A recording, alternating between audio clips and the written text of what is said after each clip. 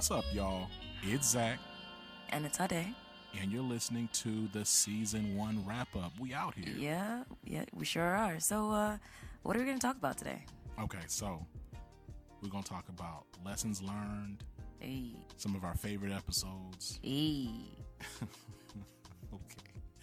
Favorite things. Hey. Okay. I'm just trying to be your hype man here. So I really don't understand why you're taking this so hard. It's just funny. I think maybe some of it is like cultural differences, right? Because like I don't know, A is pretty common across the Black diaspora. I feel like in the diaspora you say A, and that's like cue for somebody to get hyper. To get hyper, yes. Okay. I wasn't trying to ruin the rating of our show here. No. A is cool. It's just I think a Southern A. We can talk about this maybe another time, but I feel as if you're in the South and you say A, and if you're in I don't know. I feel like the A's mean different things. Maybe not. No, I hear you. I now that you say it, I realize that like A can also be like, okay, bro, you wildin'. A, yeah, exactly. So anyway, A can also be a sound of acknowledgement and appreciation, kind of like how I just did it. Right. I don't know. Black language and just black and brown language, frankly, is just so deep and rich. It's really cool. I love it. Now, where were we? Oh, yes. Okay. So favorite things. We definitely want to give out some thank yous, right? So just Most definitely. Right. And then we have a few house cleaning, administrative things that we want to talk to you about as we kind of take this season break and get into season 2. So, with that being said, lessons learned. Ade. Ooh. What are I some go first? You go first. What are some of the lessons you've learned in this? Oh, they are varied. They are plenty. And some I think I'm still in the midst of learning, but I think my top 3 takeaways from this whole process of, from ideation, which was largely you, which was mostly Zach, and coming together, building a team, and growing as a collective. I think the top 3 things that I've learned, one is to speak up. Closed mouths do in fact never get fed. Your mouth is closed, you get no bread. See, I tried to rhyme. See what I did there? Hey? Bars. But yeah, if you do not in fact speak up for yourself, and that is in every facet of your life, but it's even more important in your professional spaces. If you not speak up for yourself, if you are not your own best advocate, if you do not find yourselves in the rooms where they're making those decisions and they're making the plays that you want to be making, and if you're not actively putting yourselves in those spaces and then speaking up about what you need in order to grow, what you need in order to succeed, it's not going to be a great time for you. A great time will not be had by all, mostly you. And the reason I think for that is because people can't read your mind. People can't help you if you are not willing to, point people at the issues and the places which you could use that assistance. See what I'm saying? I so agree. I think that, it's not about, and when you say like closed mouths don't get fed, it's not because there's not food there. It's just that like everybody else is focused on eating too. So right. Most times you're going to have to open your own mouth to eat. And that whole point around just speaking up and being vocal and putting yourself in uncomfortable positions, putting yourself out there is just kind of part and parcel. Like, I don't know if I've ever even seen like any project be successful with someone just kind of like waiting for everything to come to them. Right. What about you? I think for me, one of the biggest lessons learned is that you miss all the shots that you don't take, right? Like, and I know that's very cliche, but it's true. We had some amazing opportunities to interview some really great guests this past season, and then also just network with a bunch of people that we did not interview on the show, but that we shared the idea of living corporate with, and who they were really receptive to, and we have some things coming in the future in 2019 that we're really excited about, all because of us just putting ourselves out there. And right. So, I'm thinking about the Lakers and, LeBron, the GOAT. Yes, that's right. I said it, the GOAT. But I do not disagree. Okay. At least the basketball GOAT. Yeah, no, definitely the basketball GOAT. And he's also super cool when it comes to social activism. But regardless, one of my favorite Lakers is actually Kobe, but it's not because I think he's the best Laker. I don't. But I do. What I loved about his game was the fact that he would just shoot it, man. Like, and he would make really ill-advised shots, but his mindset was like, look, I'm gonna shoot it and I'm gonna make some and I'm gonna miss some. It was his lack of fear when it comes to failure, right? Like and I think that oftentimes we don't really look at failure as a genuine growth and development opportunity. I think some of that is because of us as just black and brown people. Failure is not an opportunity to grow. Failure is just failure because we don't have the same platform. We don't have the same privileges and access to really learn and grow from our failure. When we fail, we just fail. Right. But I think it's important for us, in this era, especially as black and brown creatives, to really embrace failing forward. And I know that Matthew Manning with Gumbo, we had him on a couple weeks ago. He talked about that too. So, yeah, no, that was a big one for me. And in fact, hold on, let me not forget this. We actually got some questions in that I think would be good for us to put in our lessons in this lessons learned section from us. Really? Yeah, from social media. We got some people to ask us some questions. Yeah. So, someone said, "What is your biggest takeaway from interviewing all the guests on Living Corporate?" So I feel like we can kind of roll that into a lessons learned. What was one of your biggest takeaways from interviewing all the guests on Living Corporate this season, Ade?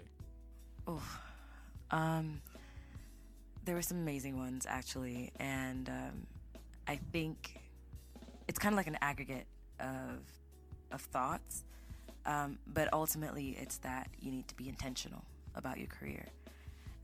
And I think there's a common thread that kind of ties all of these thoughts together.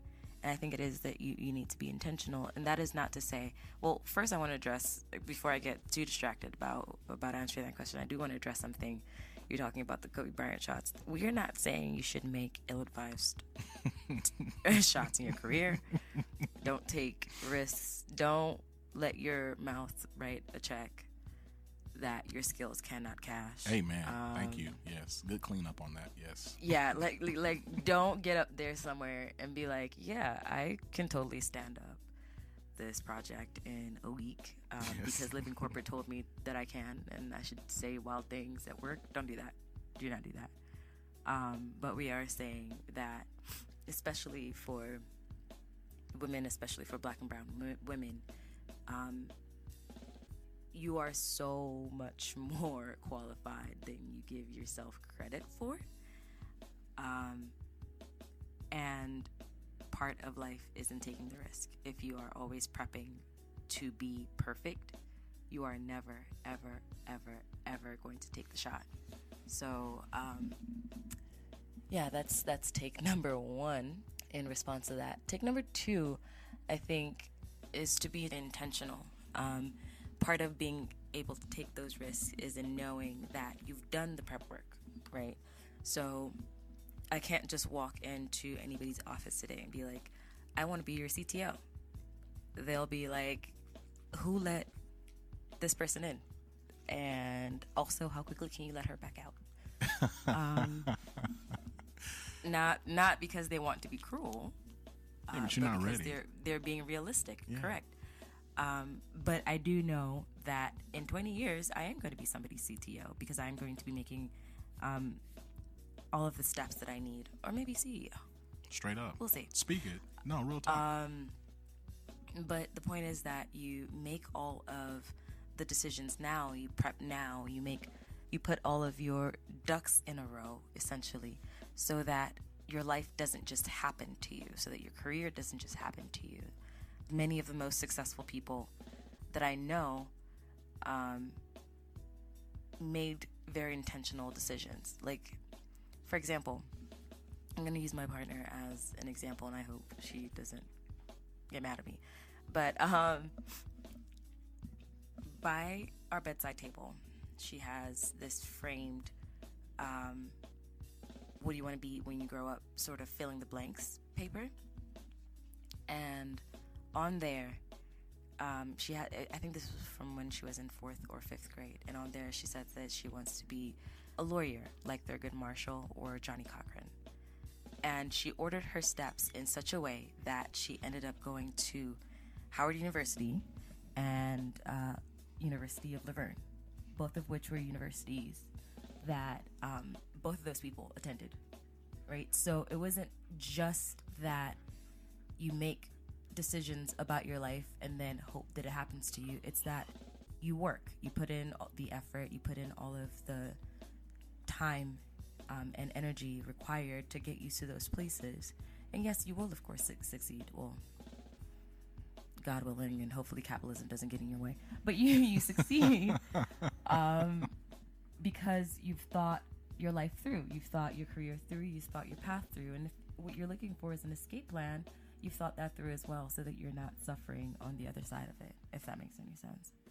No, it makes a lot of sense. And, to your point, it definitely was oversimplification with the Kobe analogy and like this really, really good cleanup Shaq. That was great because You're totally welcome. No, it was dope. So, because it's funny in saying that what we also dismiss, or rather what we ignore or underplay in us shooting our shot with getting some of the guests that we were able to get, and just more than honored and excited about the guests that we have for y'all for season 2. Is the fact that we spent hours upon hours and weeks upon weeks as a team and really clarifying our mission, our purpose, getting our branding together, our language, the logo work. Like, there was a lot, and there is a lot that goes behind this very, perhaps to a lot of y'all, just like very simple, like straightforward show and concept. And it took time to like really build those things. And so there was a lot of preparation that went into it. So before I put an email together to send to DeRay or Beto O'Rourke or Jay Prince or, a CEO or whoever it may be, there was a lot of things that we had that we could stand on to justify why I'm in this person's inbox or why I'm in this person's DMs. Now I'm going to sound like I'm actually a Kobe stan, and I'm really not. But really, they kind of go back to my initial analogy. Kobe didn't just show up at the game and just shoot those, to us, seemingly crazy shots. Like, he put up thousands of shots before and after every game. And in practice, he's shooting thousands of these shots. He's practicing these shots. Right. So when it's game time, literally when it's game time, and he pulls up a fadeaway over like 3 people, like, to us, it looks like he just randomly threw it up. But no, like, he's been practicing that. And so, and actually, kind of to answer the question, kind of to go back to what you were talking about and kind of answering this question that was submitted to us, one of the biggest things I learned from our guests was that a lot of times we see the glory, but we don't know the story, right? So like, we see people who are like, man, I work with HBO. Like, we spoke with Emily Mithner, who's the CEO of FineSpark, and she was like, yeah, we had a partnership, and she named all these huge brands, but like, if you just dig like a second deeper, you'll find out she's been doing this for like a decade. Like, FineSpark is blowing up now, but it's been years in the making of her building this.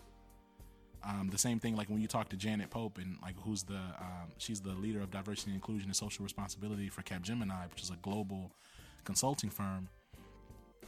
You'll talk to her. You may see her in France or see her all around the world doing some really fancy stuff, but like, her career is 12 years in the making, right? There's a lot of work that goes behind that. So yeah, no, for sure on that. We have another question. The next question, which I think is a really good one, is...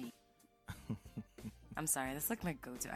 I don't even think about it. It's just like, the A is from my soul. It like spawns directly from.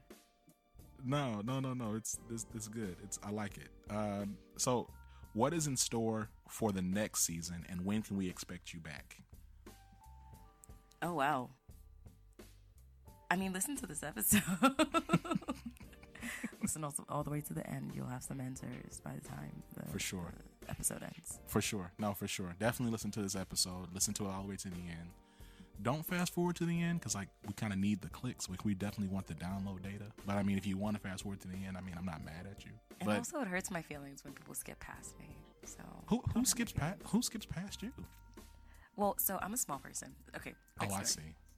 Go ahead. Ooh. No, it just that it came together quickly when you said that. No, you no, were no, saying no, no, literally. no. You agreed to that way too quickly. Now I kind of want to fight. What? Wow. Go ahead with your story. Go ahead. I'm listening. Well, so I was at a bar and I ordered a whiskey ginger. I think I actually ordered a Manhattan.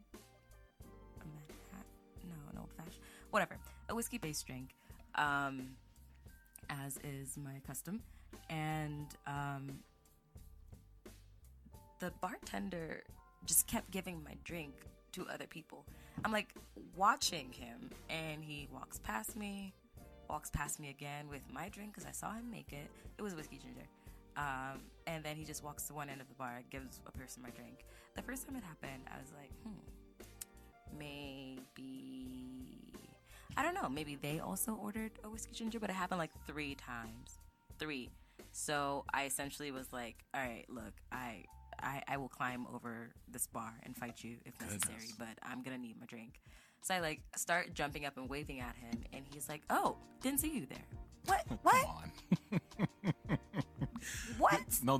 But like real talk though, like size privilege is a thing, right? Like there are certain privileges that come from being tall and from being thin. There's certain privileges, you know what I mean? Like so that's real. Like that's super real.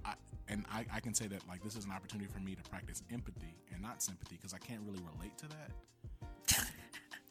Right, I can't because I'm always seen. You know what I mean? Like you're not gonna not see me, even if you try to. Even at, let's say you're trying to practice microaggressions and act like I'm not there. Like you're not. Like you can't. You'll look silly. Like I'm gonna get in your way. You're gonna have to acknowledge me. So that's real. But no, I was just curious. I mean, I would say that more than a few people have pulled me aside and been like, "Hey, your co-host is great. Like her voice is great." So I didn't know what you meant about getting passed over.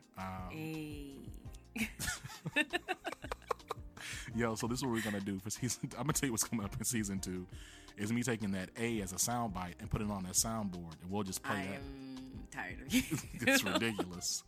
Okay, so definitely listen. We're gonna talk a little bit about season 2 at the end and what's coming up just after this episode because we have some things happening after this season 1 wrap up episode. Sure.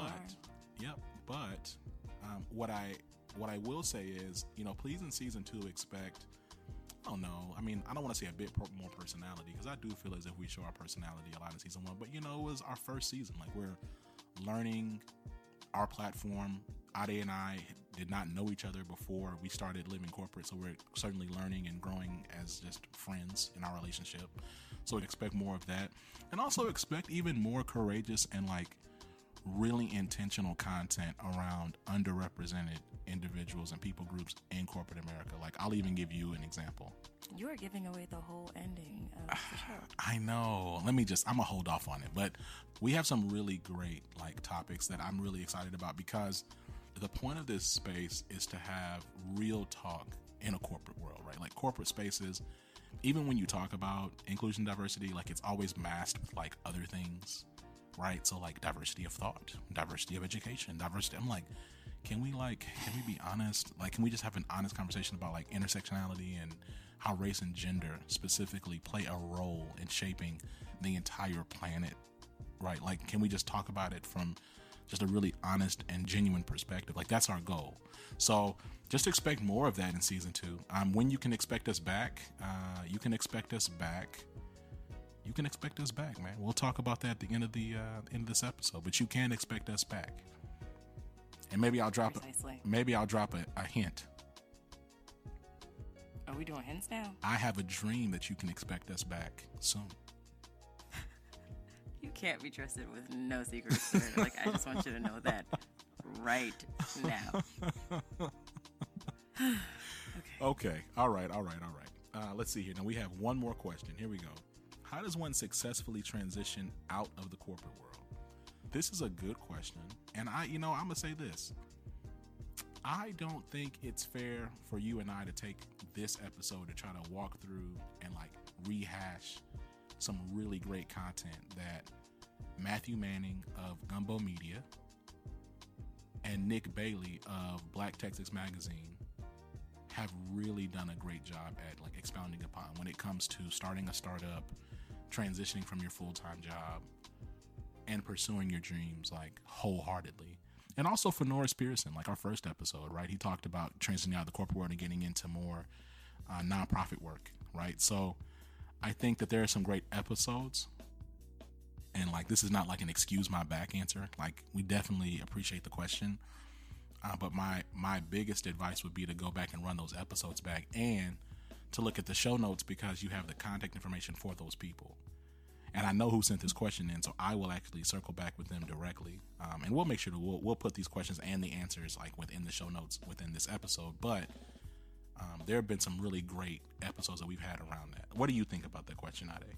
I think, for one, we had so many amazing episodes that I connected to that are literally just playing in the back of my head whenever I am in situations at work that help essentially edify me, I think is a term that I'm trying to use, not trying to go to church. But my top 3, though, would have to be the mental health episode, because for all intents and purposes, I laughed my way through that episode, and also connected really deeply with so many of the themes. Like, yes, you want to hustle, yes, you want to grind, but there's nothing to grind for if you lose your mental health in exchange for being in these spaces. And yes, these spaces often, these corporate spaces, often do not have you in mind. They didn't have you in mind when they were formulating those spaces. And so now your existence in those spaces is very much revolutionary.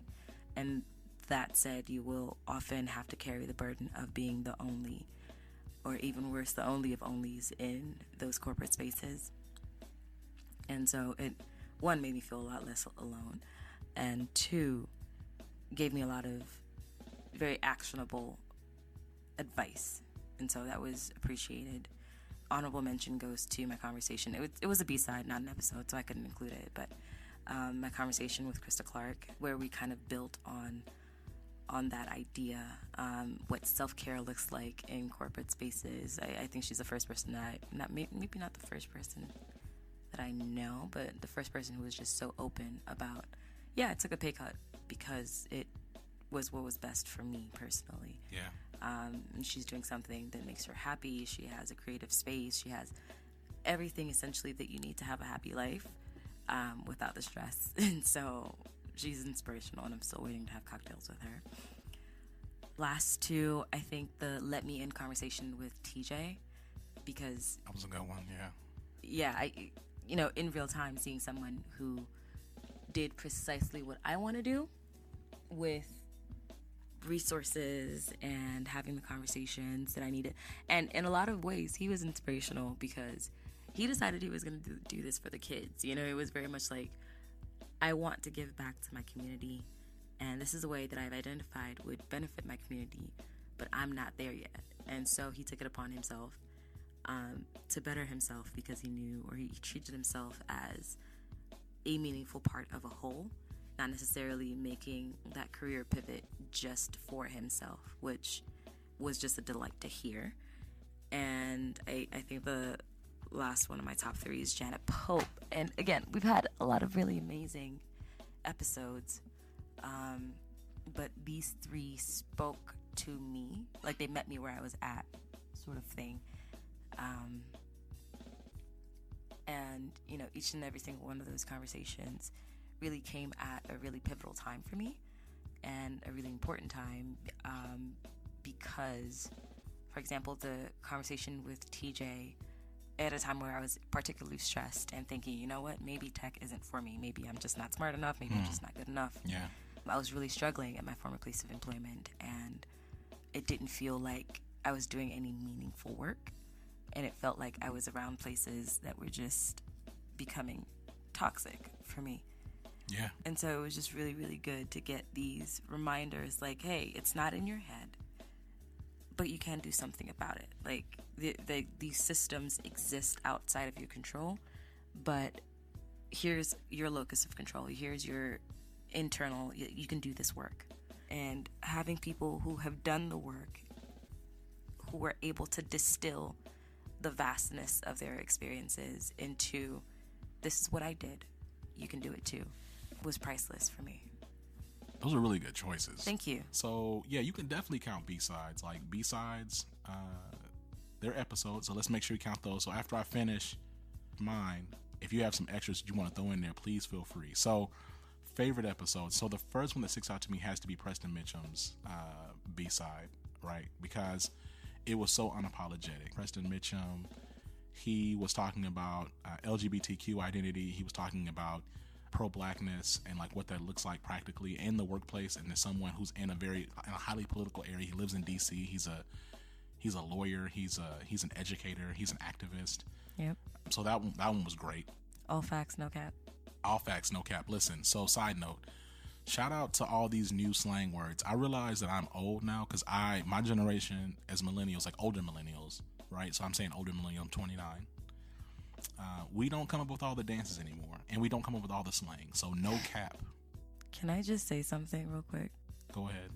The first time I heard no cap, I thought they were talking about Captain America, and I was mad confused because I genuinely just didn't get why they were bringing up Captain America in a conversation that had nothing to do with Captain America. I'm just kind of like, what is no cap? Right? No, I was no.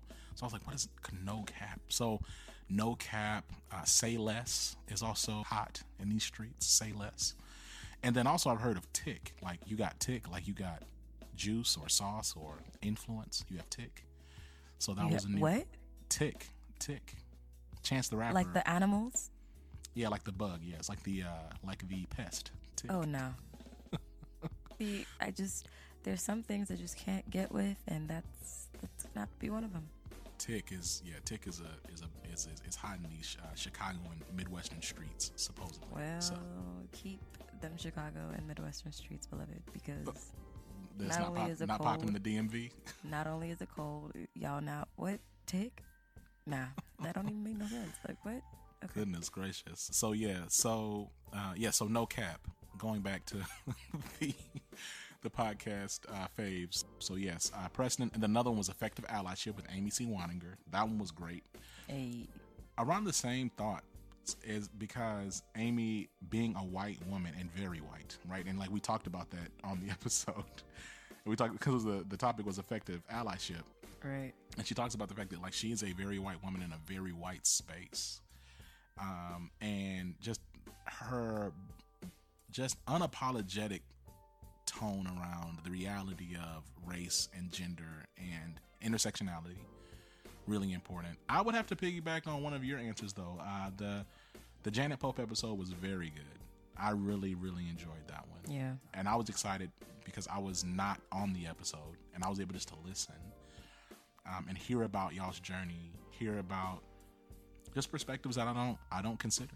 And the fact that it was 3 black women talking too, which is I was really excited and thankful for. Okay, and then so a B-side was Latricia and I did an episode on Botham Jean, the man who was murdered by the police in his own home. And I liked that episode because it was not in any way like in alignment with our formula at all. Like it was very much so like I don't want to say pop culture, but it was a current events type episode. And right. It's probably like the maddest y'all will ever hear me on this podcast. Let me not say it. Well, hopefully it'll be the maddest you'll ever hear me, but it was just very frank. And actually, people at my current place of employment heard the episode and reached out to me about it, like in a very positive and encouraging way. And it helped me extend my network somehow, which was like an affirmation that like speaking truth to power is to me always the right thing to do. Like you'll never go wrong in that. Like how you speak truth to power, your method may adjust, but you doing it is not wrong. So that's 3. I really enjoyed the episode with Deborah Owens about the self-advocacy, strategic networking and self-advocacy, when she was like, you don't have a career. Wow. Yeah. I remember that. I don't want to do anything to mess up my career, sis. You don't have a career here. Boy. Ooh. Goodness. And then it was very funny. And then my 5th spot is kind of actually a tie between 2. One is an episode where you kept on saying the person was tugging on your wig, which is the professional reinvention episode with my dad, Edward Nunn. That was pretty good. I like that episode. Hey. It was tied with the B-side for Professional Reinvention with Angela Shaw. She's an HR business partner, public speaker, and she's the Austin Human Resource Management Association president, right? And so I really enjoyed those episodes. But, you know, I don't even want to say honorable mention. I have a ton of others. The J Prince episode, even though it scared the mess out of me, was great. That was terrifying. I remember you talking about that episode. You were freaking out. I was freaking out. And listen, let me tell you something, y'all. Y'all go back and run that episode back. That was the shortest episode in Living Corporate history. It was very short. I think it was like 9 minutes.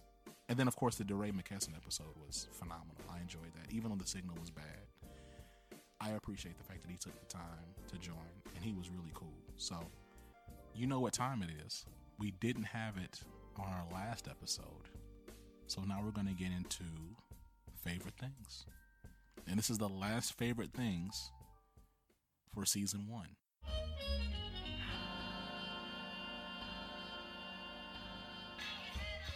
So, you know, Ade, you typically have like 7 favorite things. Feel free to drop as many more. You are so disrespectful. I want you to know that it is on site for you. This is the thing. We got to stop using we got to stop using phrases from the early 2000s and late 90s that don't mean what they mean anymore. On site. That is what it means. On site, you don't see anybody anymore, right? Technology is in a way now. On site don't mean that. On site mean when I see you green, when you available on Facebook, it's a problem. You know what I mean? Like we don't see each other like that no more. Just technology. Beloved, I just want you to know that the way my spirit is moving, you're moving in early 2000s on site. That's what you're saying. The energy that I retain is of DMX fame. And I just want you to know that the minute you step off your plane and come to DC, it's on and site. Land and put my 2 feet on. You don't even got to put both feet. I put one toe on DC ground. A toenail. A toenail. It's on in site. any of the surrounding zip codes where I reside. Goodness. In the D, the M, or the V. I will fight you. Understood. I appreciate that. All right, beloved. All right. So glad we understand each other. Great. You're ridiculous. I can't stand you. Goodness gracious. So yes, please, Ade, please commence with your cavalcade of favorite things. Oh my God. I can't keep saying that I want to fight you, but I do want to fight you. All right. Okay. So, my favorite things, I actually don't want to go with books, and here's why I don't want to go with books. We have a list of books, and I would actually love to see if we could get some listener feedback on their favorite books. But we said favorite things, so I don't know. I feel like we should expand our repertoire a bit. So I have 3 because I always have a lot. I'm very indecisive in that way. Yep. Top favorite thing is goat meat pepper soup. I'm that sounds good. Making some at the moment, and my house smells like peace, joy, and happiness. And so, yeah, I'm partial, but goat meat pepper soup is the goat. Hey. You see what I did there? You see what I did? That was clever. Yeah, that was good. Yeah, thanks. And you should try goat meat pepper soup with some rice noodles. It's a delight. It's a delight. I just want to say that. Next favorite thing is Rent the Runway. Now, before I get any judgment from anybody, I just want to say I'm not going to spend $8,000 on an Oscar de la Renta dress, but I do like Oscar de la Renta's dresses, so I'll spend $300 on renting one. Bloop. That's all I have to say about that. Understood. Thank you for appreciating me, friend. And I think my final thing that I want to just shout out, contact lenses. Now, I just want to wax poetic for a second about contact lenses, because I don't know if everybody knows, but my eyes are purely decorative. Without glasses or contacts, I can't see a thing. I literally see the world like those super out of focus lights that you see in the distance in Christmas. That's my life when I don't have any glasses or contacts on. And I just want to shout out to God for working way harder than Satan, because I can't tell you the number of bruises I've gotten just because, like, my eyes didn't see fit to notice that there was a corner there. Man, that's real Or how many times I have just busted my whole behind because I didn't have contacts or glasses and missed, the final 3 rows of stairs. Yo, so, this is the thing. When you miss like those steps, like just 1 or 2, listen, you feel like your life flashes before your eyes. You feel like you're about to die. Have you ever fallen upstairs? Have I? Yes, most certainly. One, I am disturbed to find that we are united in that experience. Most certainly. But also, too, and more importantly, oh shoot, 1 second. Also, more importantly, how is it that we managed to fall upstairs? Like, I don't know. I feel like we need to speak to somebody about this. This is the thing, though. It's us and like millions of other people. Like, plenty of people fall up the stairs. Like, honestly, the internet has brought, of course, a variety of great things. And one of the best things for me is that it really has helped me feel more comfortable in the fact that I'm a klutz. I'm really clumsy. That's why when I go out places, I don't even be moving around that much. I find like one little place to be, and I kind of park there. Because I know the minute that I move, I'm going to knock something over, I'm going to bump into somebody, I'm going to trip. You know what? That's a really good plan, because I certainly am going to need something. I maybe It's like tough. That bubble. Not like because I'm immunocompromised, but because like otherwise I'm gonna bump into everything and hurt myself. So yeah, things that you've learned about me today. I'm extremely clumsy. Most of my friends, close members of my family, are very clumsy. Just clumsy people.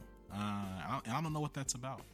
I've heard that there's some tie-in to people being clumsy and being intelligent, though. Believe it or not, I have. But that could just be junk science. Fake news. Who knows? Okay, so those are your favorite things. So my favorite things for the season, so as a last entry in the favorite things, I also will not do books. I too will do things. Hey. So my first favorite thing has to be the music that my brother-in-law, Chris Price, has dropped. He actually dropped an EP. And actually, you should be hearing that in the background right now. It's just dope music, and I enjoy it because it's just jazz. It's like it's light jazz via piano. And what I like about it is, so beyond like the music itself, which I definitely listen to, it's good study music. It's good, just kind of relaxed music. What I really like about it, the reason why it's a favorite thing. I really gotta stop saying that. It's driving me nuts now. No, see, exactly. But it's cool. It's cool because I'm going to run this back. I'm going to cut out that little A. I'm going to make that, because we have a soundboard for season 2. I'm going to be like, it's going to be A. We're just going to just play it to death. That and the air horns. That's going to be season 2 sound effect staples. Okay, so anyway, back to this.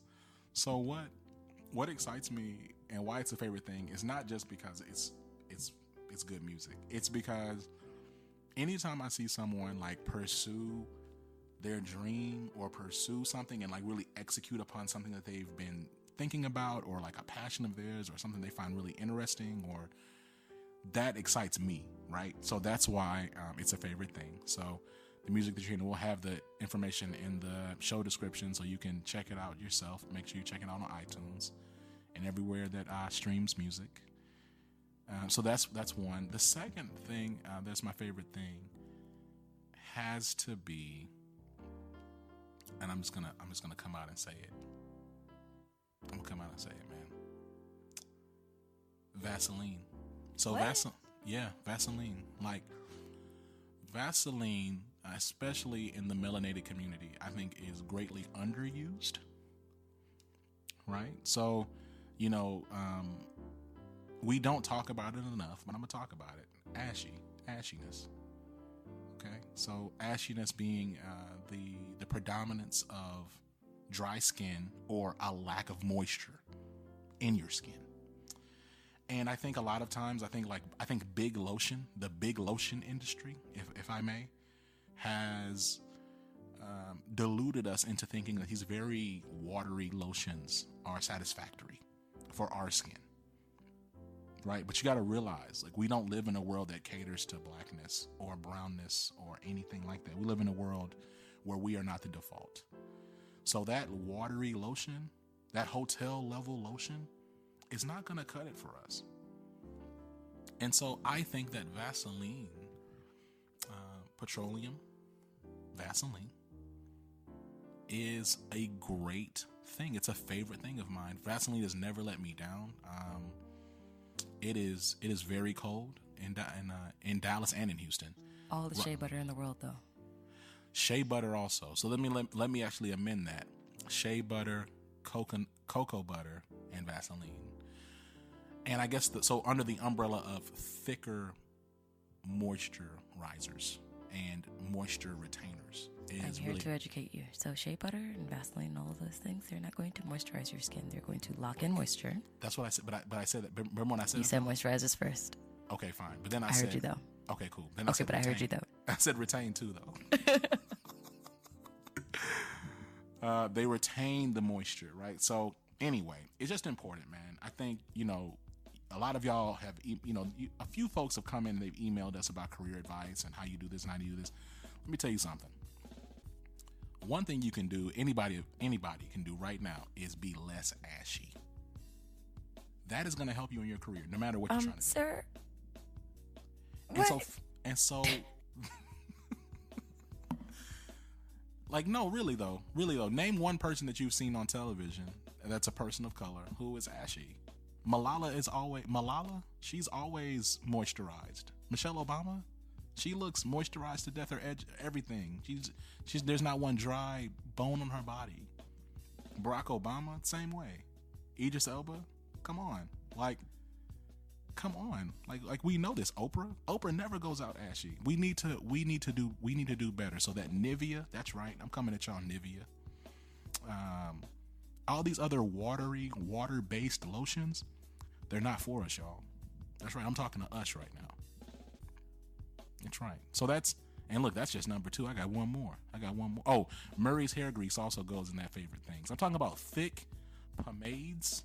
Okay. You know what, lotions. Sir? I'm going to send you some shea butter because I can't listen to you crackle and pop over there anymore. Hopefully you're not snapping. I don't crackle and pop. Because I use cocoa butter, shea butter, Murray's, and Vaseline.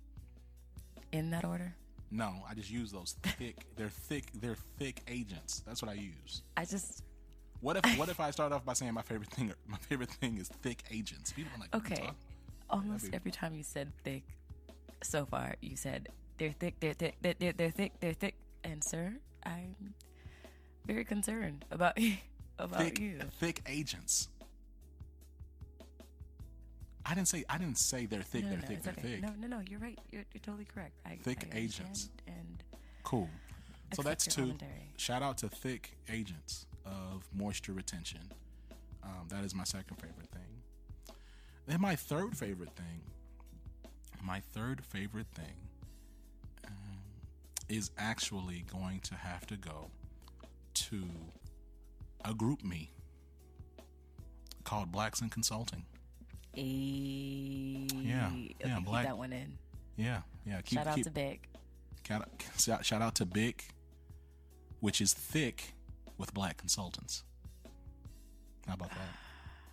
No. Okay. Well, JJ, keep it in. Don't take this out.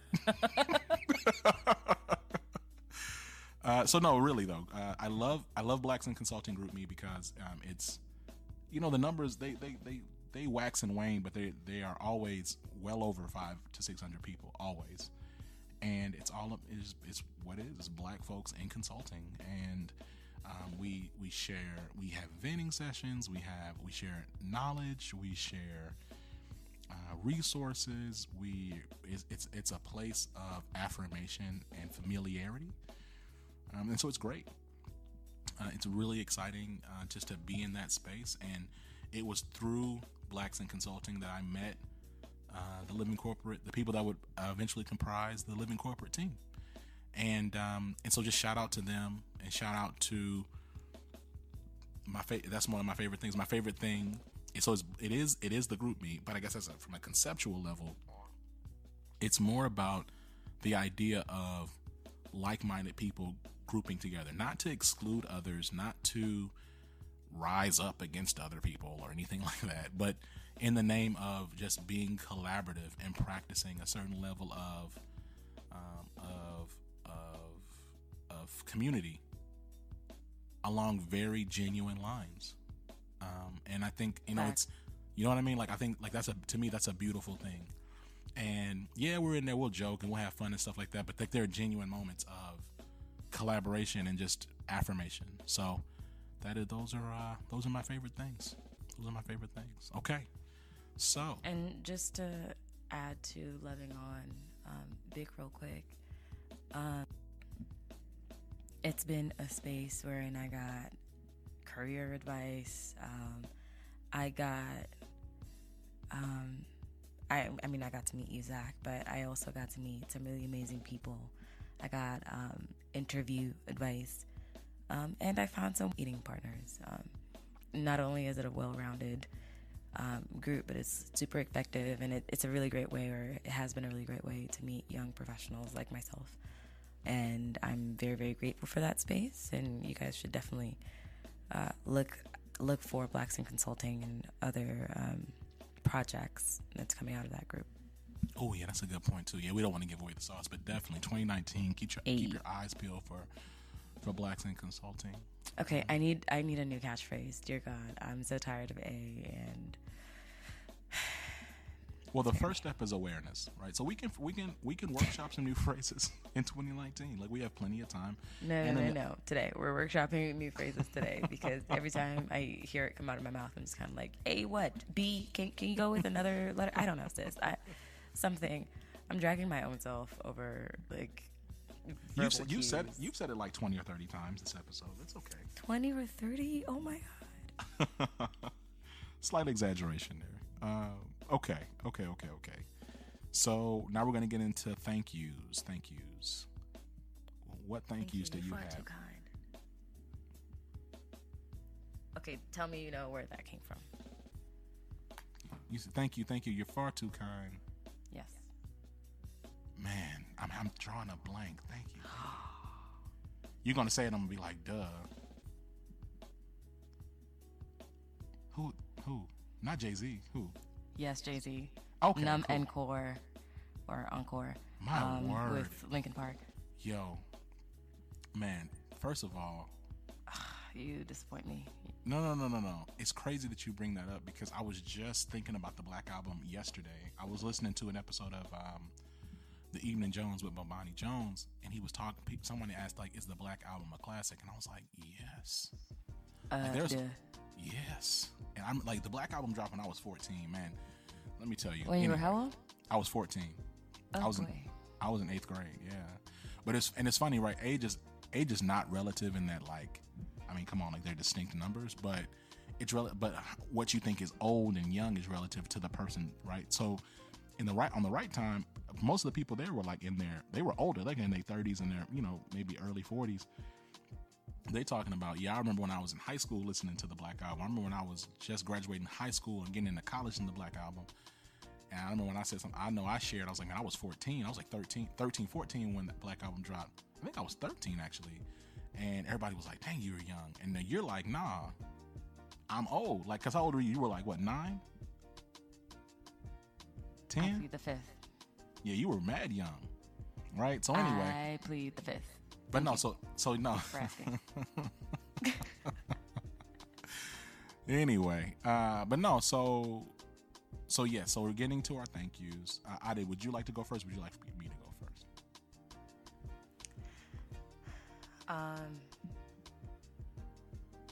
You go first.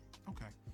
So first off, major thank you goes to my wife Candace, who was more than encouraging for me just to get all this stuff going and getting it kicked off. Like, this was a big deal in just our home, because this takes time and energy away from other things, and money, of course, right? Just to kind of get things going and getting started. So definitely thank yous to her and just my family, just all the support. My mom, my parents, of course, and then my mother and father-in-law for sure. Very encouraging, very supportive in everything that I do, and just they're just great. Like they're great. And so then, so that's just starting with just family and just close. And I'm also gonna say I'll throw close friends in there too. And then thank yous also go to all of the guests for season 1. Like, people responded to us with such excitement to be on the show. Like, we did not have to really beg a lot of people. That was crazy to me. So thank yous to everybody that was a guest. Special shout outs to George Okpaman, who has been super supportive and just over the top, right? Very supportive. Amy C. Waninger, who always retweets things. Kyle Mosley, Rod with the Black Guy Who Tips. That was actually another favorite episode too. Rod with the Black Guy Who Tips.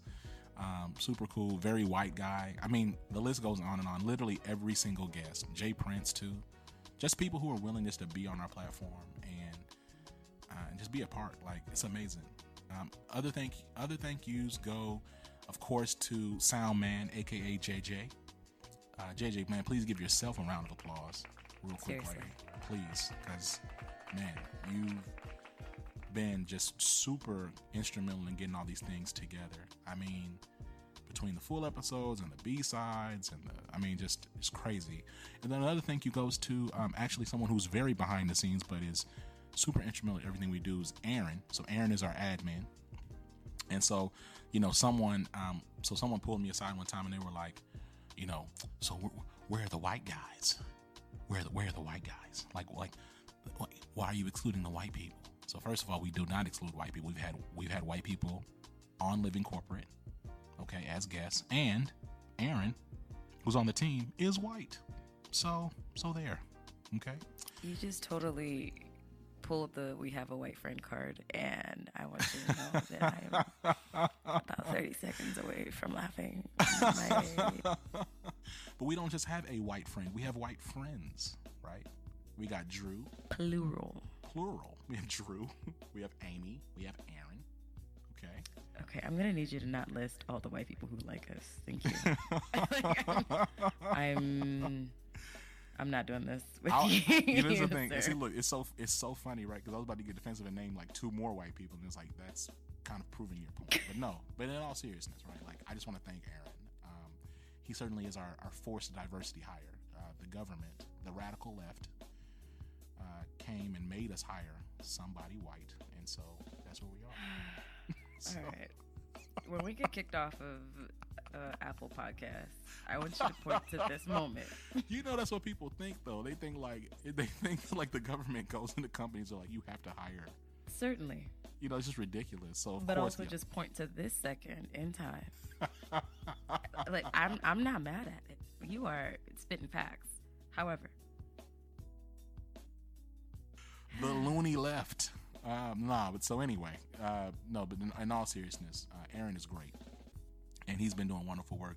And then last but not least, I want to thank the people who are still kind of like on the periphery, who started off like really closely in Living Corporate, but then now kind of more so on the periphery or doing other things. And that's Latricia, Latricia, Ola, and Perrin, and Hannah. So all of them have had like very critical and instrumental parts of Living Corporate and us getting started, and us kind of like getting some frameworks recognized and developed, and we've been able to continue to move forward. So I want to thank them. And then lastly, I know I said lastly before, but lastly, I want to thank Shanisha White, and she's actually our researcher. And so you'll hear more about her in season 2. But yeah, and I'm sure I've missed somebody, but I don't think so. So yeah, those are my thank yous. Those were great and exhaustive, so I don't have much more. Listen, you did it. I appreciate you taking point on that, because I know I would have forgotten somebody that was super integral, and then I'd feel bad for the rest of all my days. So thank you for sparing me the guilt. Personally, I would like to thank my partner, my friends, my family. I feel like now I'm at an award show and I should have prepped a speech. But in lieu of that, I do want to say my deep, heartfelt thanks to, everybody who has supported this endeavor, everybody who has given us feedback, who has, I'm going to shout out my friends Shaquita and Ama. Just championing and really supporting in ways that I didn't even expect. I didn't expect my friends. In a lot of ways, they were the very first to recognize, hey, this is a really dope thing, and you guys should keep doing it. Not only was that useful for us and helpful for us, but it was just empowering in ways that that I don't think they know, and I hope that I'm only a quarter as good of a friend as you guys have been to me. Shout out to TT as well. Shout out to Sami as well. But I really appreciate all of you. And I've gotten more than one comment about how beautiful my voice is, and I've never been so self-conscious about it before. But I really appreciate that people appreciate my voice, so there's that. Yeah. In all, I'm really grateful that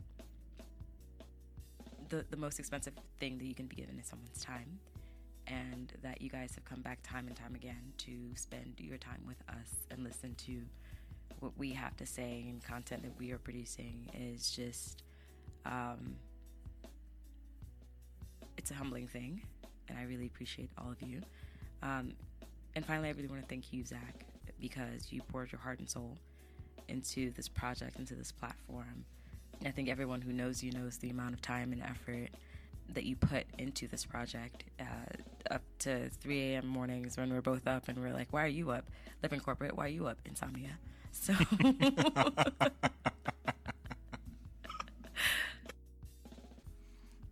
yeah, I just really want you to know that I've never met anybody with your work ethic, with your passion, with your drive, and your humility. All of those things are important, because otherwise I don't think I'd like you very much, because I'd be like, who's this guy outperforming me? How dare you? You've really defined leadership for me in a lot of ways, and I appreciate you. Man, first of all, thank you, Ade. Like, none of this was scripted at all, so wasn't expecting that, but I definitely appreciate it, and I appreciate you.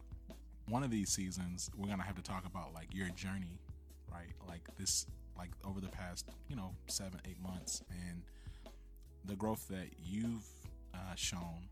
I don't know if I can put that on a public platform. Wait. Yeah. So, but no, just the growth that you've shown, and the obstacles, and that you've overcome, and the resilience that you've demonstrated, and just all of the development. I mean, there's just so much there. So I'm inspired by you, and I'm excited to be here with you and to continue forward with you on and through Living Corporate. So cool. Enough of that, because I'm not gonna cry. Let's talk about some house cleaning and just kind of like what's next for Living Corporate, right? So you guys, I'm sorry, I don't want to be so heteronormative in my language. You all should know, or should be hearing this around Thanksgiving, right? So we're recording this in mid-November. You all should be hearing this on the 23rd, or the weekend of the 23rd, around Thanksgiving. The regularly scheduled programming of Friday Living Corporate episodes, either full episodes or B-sides, will be on pause until early 2019, which will be sometime in mid-January or so. Okay, so that's when we're going to be coming back. We will be back in mid-January, like that, and that's going to be like our formal full episodes. Like, that's when those will come back. But in the meantime, we actually have a really exciting partnership that we want to announce for you guys, for you all. Sure do. And that's with the Coalition of Black Excellence. So the Coalition of Black Excellence is a nonprofit genuinely focused on the uplifting and professional development through networking, through education of Black professionals. They're based in California, and they have a really big major event called CBE Week that's going to be happening in early 2019. And so we actually have a partnership with them to really feature a lot of the speakers for that event. A special co-branded, co-facilitated learning series that we will be airing through this platform, through the Living Corporate Podcast, up and leading to CBE week. Okay, so you'll be hearing those on Mondays. Okay, those will be starting up soon. So if you heard this on a Friday, really you'll likely hear that content. The first episode for that particular learning series will be dropping that following Monday. Okay, so make sure you stay tuned for that. We're really excited about that. Really thankful for the opportunity to work with the Coalition of Black Excellence in this regard, and we actually have even more content that we're going to share with you around the CBE week as it gets closer. But we're going to hold some of those jewels back for ourselves. So we're excited about that for Definitely. sure. What else, Ade, housekeeping wise? What else do we need to talk about? While we're gone, please keep sending us your letters if you want to vent, if you want to write, if you want to ask questions. We're on hiatus, but we can certainly maybe get on live and answer a couple of questions. Ooh, what a good idea. Yeah, I agree with that. We should definitely do that. That's a great idea. Thanks. Yeah. And then also, listen, now look, I'm not going to share all of our download data because I don't, you know what I'm saying? I'm not trying to give away the sauce. But look, we have thousands. We have thousands upon thousands of downloads every month, right? And I share this to say, I need y'all to give us 5 stars on iTunes, okay? Please.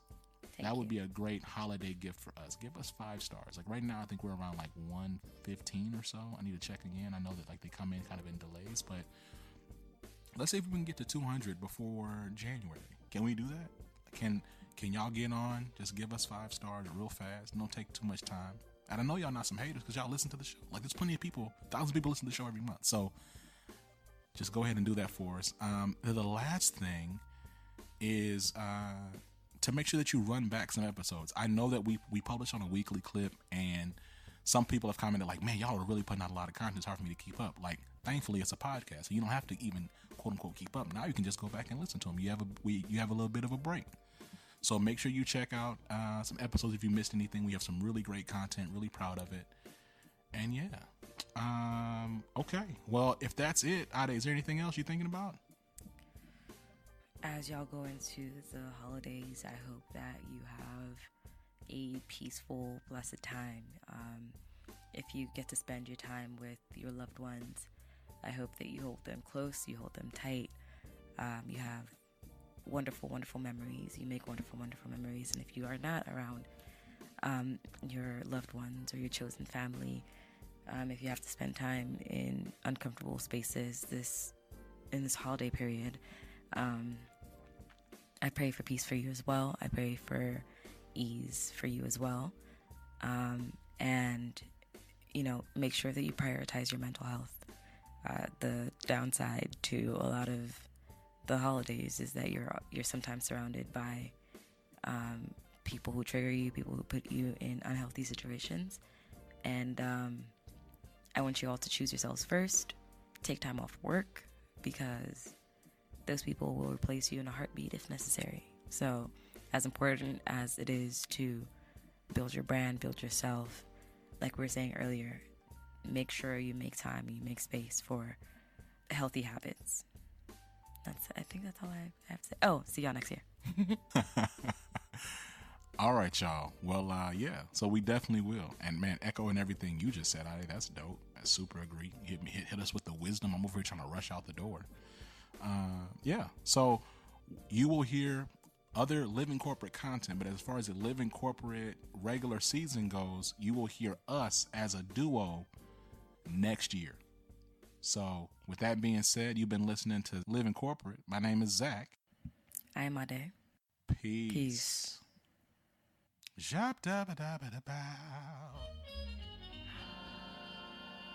Living Corporate is a podcast by Living Corporate LLC. Our logo was designed by David Dawkins. Our theme music was produced by Ken Brown. Additional music production by Antoine Franklin for Musical Elevation. Post-production is handled by Jeremy Jackson. Got a topic suggestion? Email us at livingcorporatepodcast@gmail.com. You can find us online on Twitter, Facebook, Instagram, and living-corporate.com. Thanks for listening. Stay tuned.